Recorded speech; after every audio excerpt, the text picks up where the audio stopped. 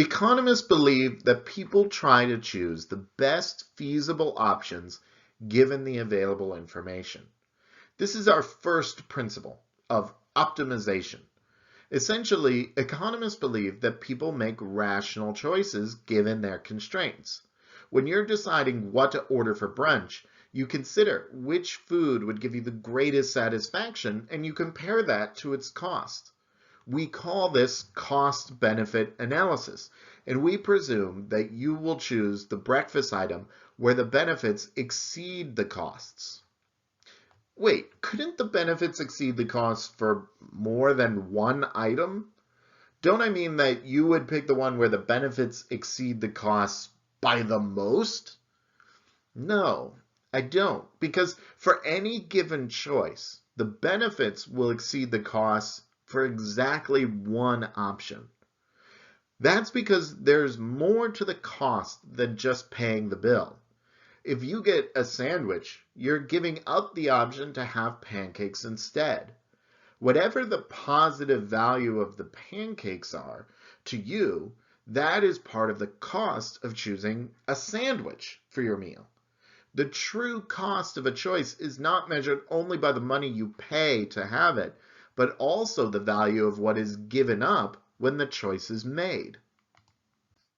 We call this the opportunity cost, which is the value of what is given up when a choice is made.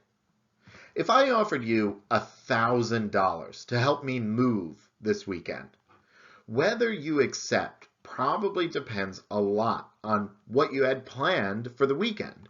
If you're planning to just sit around and watch TV, you might say yes. If you have tickets to see a baseball game, you might be on the fence. And if you're getting married this weekend, you definitely would decline. Each of these presents a different opportunity cost, which is critical to your decision making. When people do cost-benefit analysis, they consider both the explicit costs of what they must pay, but also the implicit costs of the opportunities foregone.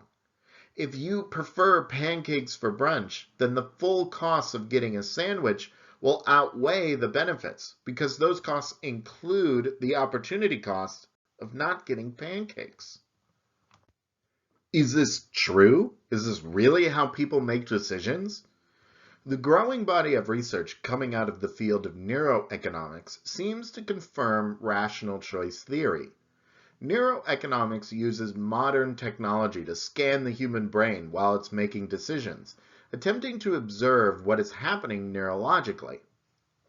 When a person is presented with a simple choice, their brain computes stimulus values, which correspond to our marginal benefit idea.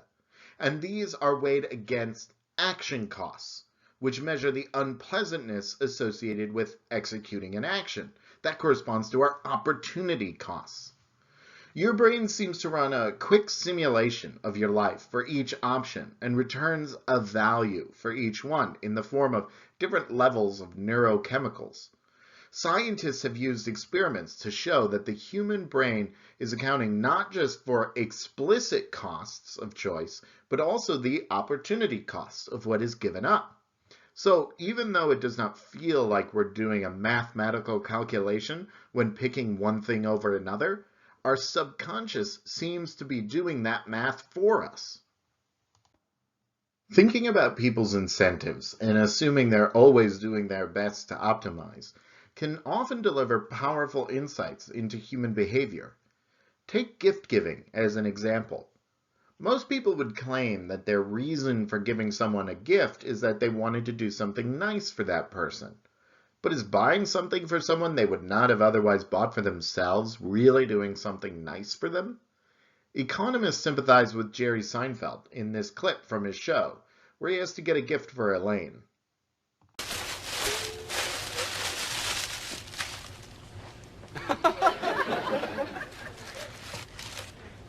Cash? What do you think? You got me cash? Well, that's right. I figure you could go out and get yourself whatever you want. No good? Are you my uncle? Elaine is understandably perplexed and disappointed by Jerry's gift. But why? Would it really have been better for Elaine if Jerry spent the cash for her instead of letting her pick whatever it is that will bring her the most joy?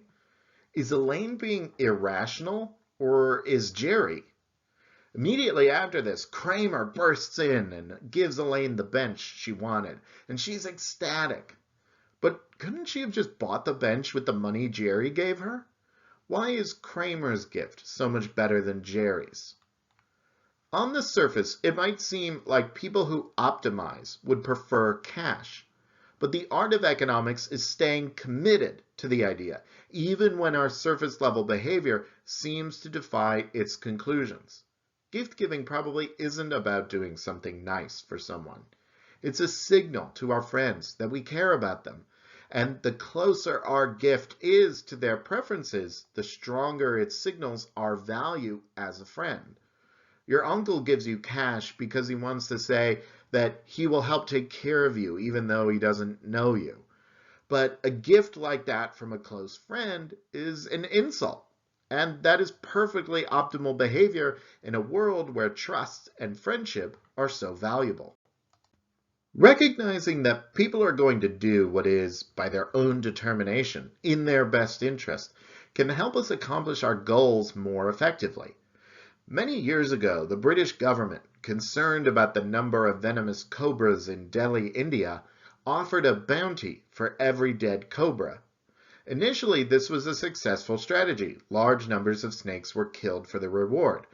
Eventually, however, enterprising people began to breed cobras for the income. When the government became aware of this, the reward program was scrapped. When cobra breeders set their now worthless snakes free, the wild cobra population further increased. Perverse incentives can lead to perverse outcomes as people choose the best feasible option within their constraints. The economist Alex Tabarrok put it nicely in a 2022 blog post. When confronted with a puzzle, economists instinctively look for an explanation based on the incentives of rational people acting within institutional constraints. The economic approach is humble. Rather than assuming that something is wrong with other people, the economist begins to unravel a puzzle by assuming that there is something the economist doesn't understand. The economic approach is respectful of other people's preferences and the constraints that they operate under.